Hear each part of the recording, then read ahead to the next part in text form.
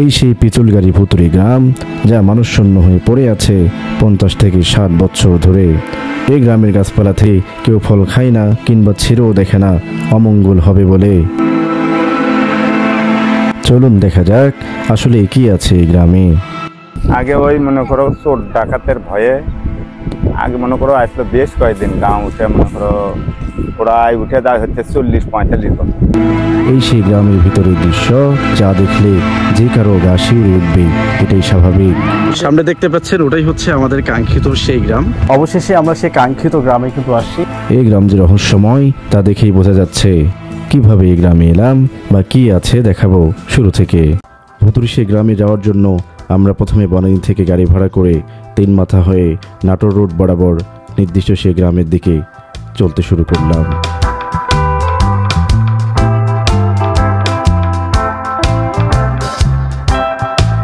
এই রাস্তাতে যেতে যেতে রাস্তার পাশের ভিউগুলো আপনাদেরকে দেখানোর চেষ্টা করেছি, আশেপাশে কি রকম অবস্থা।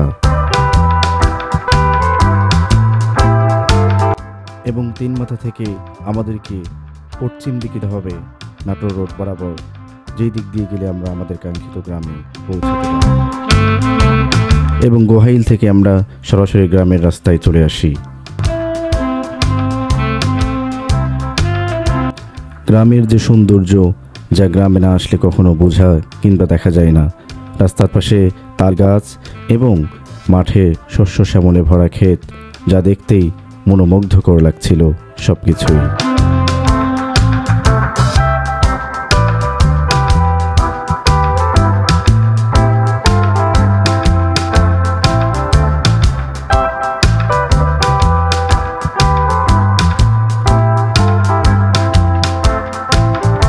অবশেষে আমরা আমাদের কাঙ্ক্ষিত গ্রামের দিকে চলে এসেছি এবং প্রতিমধ্যেই দেখতে পাই গ্রামের যে সৌন্দর্য এবং আগের জবিতর পালার দৃশ্যগুলো, যা আসলেই মুগ্ধকর। আসসালামু আলাইকুম, সবাই আশা করছি অনেক ভালো আছেন। আমরা হচ্ছে পিচুলগাড়ি গ্রামে, যেটা হচ্ছে ভুতুড়ি গ্রাম নামে পরিচিত। আমরা এখানে আসছি, দেখা ওইদিকে। এটা হচ্ছে গ্রামের শেষ।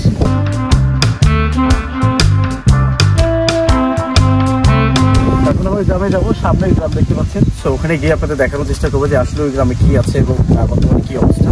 সো চলুন ওই গ্রামে যাই। আর আমার সাথে আছে অনেকেই, আমরা একসাথেই আসছি। সো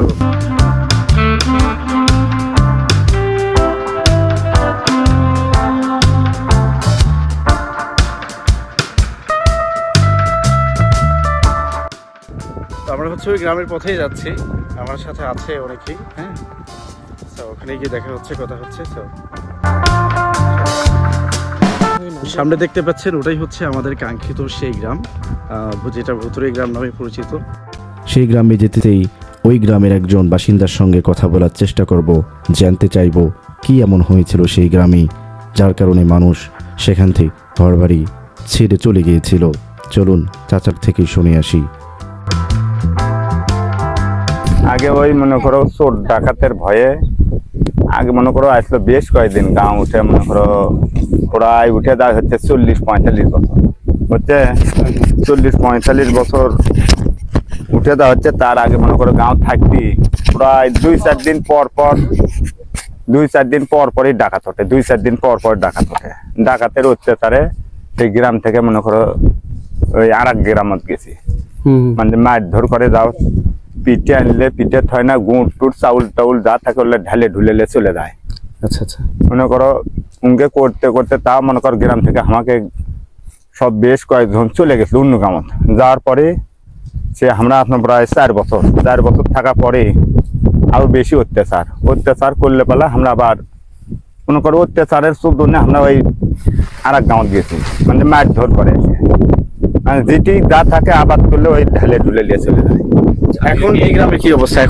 এখন এই গ্রামের মনে করো রাস্তাঘাট দিলে পালা, কারেন্ট বিদ্যুৎ দিলে পালা আবার গ্রামে তাহলে মানুষ যেতে পারবে। হ্যাঁ, যেতে পারবে। এখন কি কোনো চোর ডাকাত বা অন্য কোনো মানুষ? এখন চোর ডাকাত নাই, কিন্তু রাস্তা কারেন্ট বিদ্যুতের জন্য দিলে পালা আবার আমরা গ্রাম থেকে মনে করো গাঁয়ের একটা গৌরব ছাড়ে কেউ। আচ্ছা, এখানে শুনছিলাম যে মসজিদে নামাজ হয়, এখনো হয়? মসজিদের নামাজ মনে করো মসজিদের নামাজ আগে থেকে হচ্ছিল, এখনো হতেছে। সেটা 5 ওয়াক্ত নামাজ নাকি শুক্রবার? না, শুক্রবার করে। শুক্রবারের নামাজ হয়, শুক্রবার করে। আচ্ছা আচ্ছা, তাহলে এখন কি আপনাদের মনে কি ওখানে আবার বসবাস করার ইচ্ছা আবার আছে কি? কারেন্ট আনলে পারলে মনে করো আবার তাহলে বাড়ি ঘর করতে হবে। ও আচ্ছা আচ্ছা, তাহলে এখন আপনারা কোথায় আছেন? এই গ্রামে? এই গ্রামে। ঠিক আছে কাকা, আপনাকে অসংখ্য ধন্যবাদ। অবশেষে কাকার কথা শুনে মনে হলো এই গ্রামে ভূতের জন্য নয়, বরং মানুষ চোর ডাকাতের জন্য এই গ্রাম ছেড়ে চলে গিয়েছিল। অবশেষে আমরা সেই কাঙ্ক্ষিত গ্রামে কিন্তু আসছি। এটাই হচ্ছে তার প্রবেশদ্বার। তো এখান দিয়ে ঢুকতে হবে।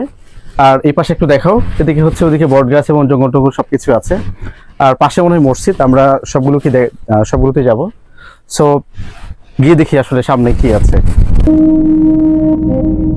এখানে কবরস্থান, এখানে কিন্তু কবরস্থান করা হয়েছে। কবর দেখে মনে হচ্ছে বেশি দিন না, এগুলো হচ্ছে পাশের গ্রামের হয়তোবা। সো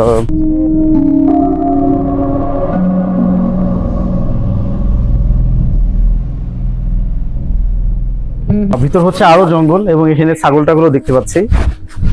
এবং আজকে এখানে জুমার নামাজ হবে, এই জন্য আমি সেই নামাজের প্রস্তুতি নিয়ে আসছি এখানে। সো চলুন ভিতরে যাই, দেখা যাক ভিতরে আসলে কি আছে।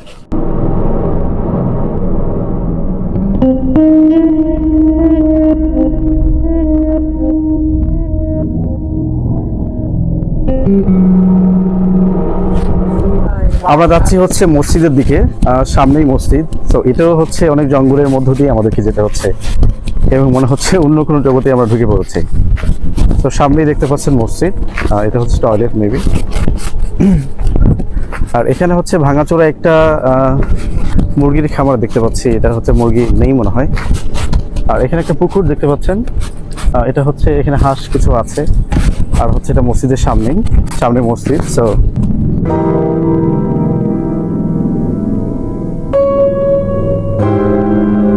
আমরা হচ্ছে এখানে চলে আসি এবং এখানে এসে যে ব্যাপারটি লক্ষ্য করেছি, এখানে মসজিদ, এটাও হচ্ছে জঙ্গলের মধ্যে একবারে।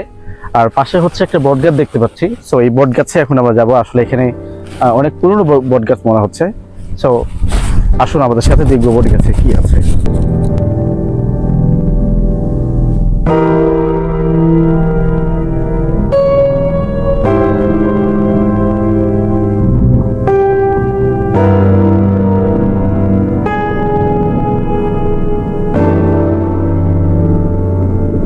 এই হচ্ছে সেই বট গাছ, যেটি দেখেই আপনারা বুঝতে পারছেন যে অনেক পুরনো এবং অনেক লতাপাতা থেকে আবার সেটা তৈরি হয়েছে। সেটা স্বাভাবিকভাবে যে কারো দেখলেই ভয় লাগার কথা। এবং এখানে রাতের বেলায় আসলে তো আরো বেশি ভয় লাগবে, এটাই স্বাভাবিক। সো ওইদিক পাশটা একটু দেখাও, এদিকে আরো জঙ্গল। সো ভিতরে যাওয়ার মতো কোনো রাস্তাও নেই। এবং গ্রামের মানুষ যেটা বলছিল যে এখানে হচ্ছে রাতের বেলা কেউ আসে না এবং রাতের বেলা আরো হচ্ছে বিষয়টা মানে ভয়ঙ্কর হয়ে ওঠে। এটা স্বাভাবিক, যেহেতু আশেপাশে কোনো মানুষ নেই এবং গ্রামও অনেক দূরে। সো সেই হিসাবে এখানে রাতের বেলা কেউ না আসারই কথা। আর একটু সাইডে যদি আপনাদেরকে আমি দেখাই, তাহলে দেখতে পারবেন যে হচ্ছে স্পেসটা কিন্তু অনেক বড়। সো বটগাছটা ছোট হলেও এর ডালপালাগুলো মানে যেভাবে আছে, সেটা হচ্ছে অনেক বড় একটা স্পেস নিয়েছে। সো এটা দেখে স্বাভাবিকভাবে আমাদেরই ভয় লাগছে। ওই সাইডটা একটু দেখো তুমি।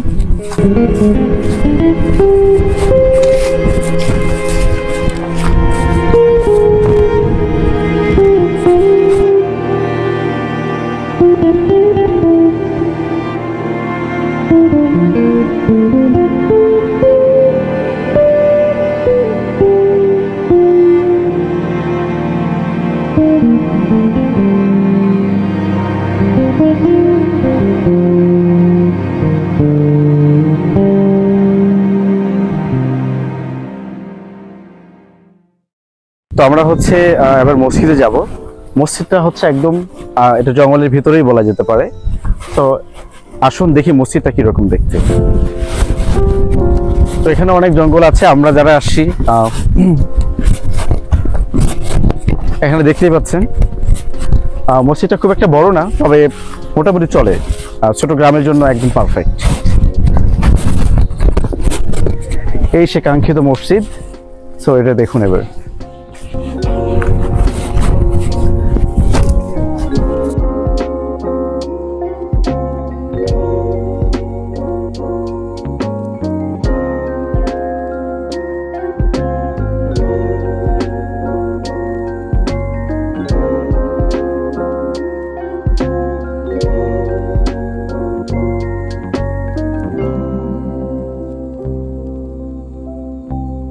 এই সেই কাঙ্ক্ষিত মসজিদ যেখানে মুসল্লিরা পাশের গ্রাম থেকে এসে এখনও জুমার নামাজ আদায় করে এখানে।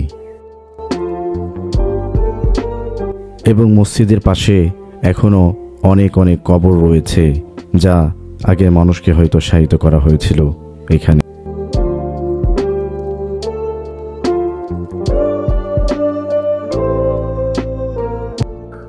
সামনে দেখতে পাচ্ছেন ওইটা হচ্ছে মসজিদ, এবং পাশে হচ্ছে আছে একটা মুরগি রাখার জায়গা, যেটা এখন হয়তো পরিত্যক্ত হিসেবে আছে। এখানে একটা পুরনো বাসা, কেউ আছে কিনা জানি না। পাশেও দেখতে পাচ্ছেন এটাও জঙ্গলে ঘেরা। সামনের দিকে গিয়ে আরো দেখতে চাই সামনে আরো কি আছে। তো আমরা যারা আসছি তারাও অনেকেই আগে দেখতে গেছে এখানে। এটাই হচ্ছে মসজিদের পাশে ডান পাশের জায়গা। ওই যে সামনে দেখতে পাচ্ছেন ওটা মসজিদ, এবং এখানেও জঙ্গলে ঘেরা। এবং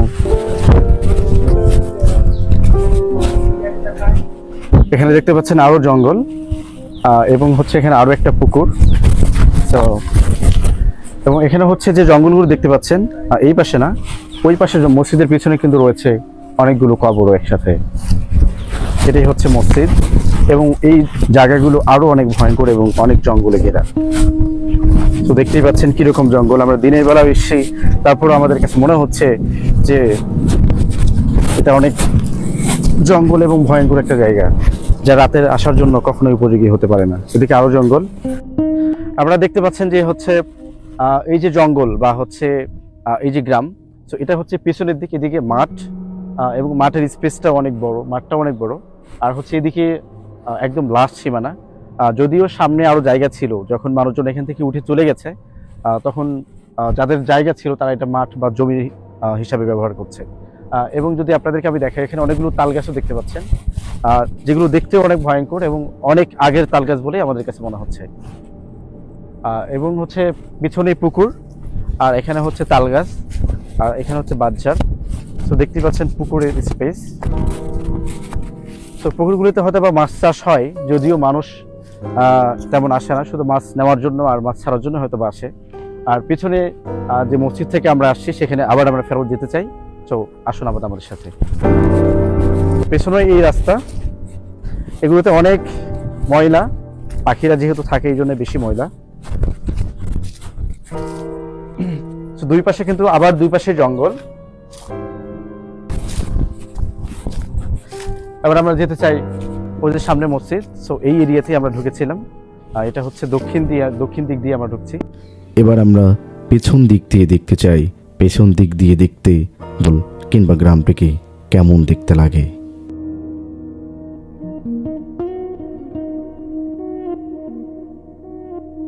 এই সে পিছনের ভিউ।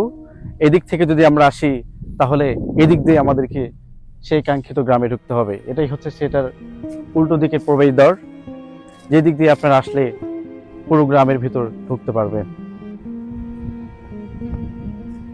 এবং এর দুই পাশে কিন্তু অনেক ঝোড় জঙ্গল, এবং হচ্ছে মানুষ যাওয়ার শুধু একটা রাস্তা দেখতে পাচ্ছেন। এছাড়া দুই দিক দিয়েই কিন্তু অনেক জঙ্গল, যেগুলো আসলেই এখানে আসার মতো জায়গা বা স্পেস নয়। তো এখানে অনেকগুলি ফুল ফল আছে, অনেকগুলো ফুল ফুটেছে দেখতে পাচ্ছেন। তো অনেক অন্যরকম ফুলও দেখতে পাচ্ছেন, কি ফুল এটা আমি জানি না। তো অনেক জঙ্গল এখানে। এই হচ্ছে স্পেস, এটা দিয়ে আমাদেরকে যেতে হবে। উল্টো পথ দিয়ে আমরা কিন্তু এটা দিয়ে হচ্ছে মসজিদের মধ্যে ঢুকতে পারবো। তো দেখতে পাচ্ছেন এখানেও অনেক জঙ্গল।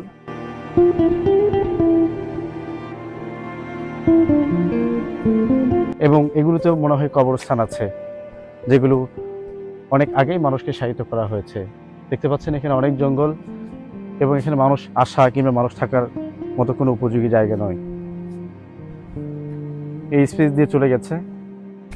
ওই সামনে দেখতে পাচ্ছেন গ্রামের ওই উপাস থেকে যে আসার রাস্তা, সেই রাস্তাটি ওই সামনে মুখোদ্বার। এবং এদিকের ভিউ হচ্ছে এইটা, এবং সামনেই যে মসজিদ এবং যে পুকুর, সেটা হচ্ছে ওইখানে।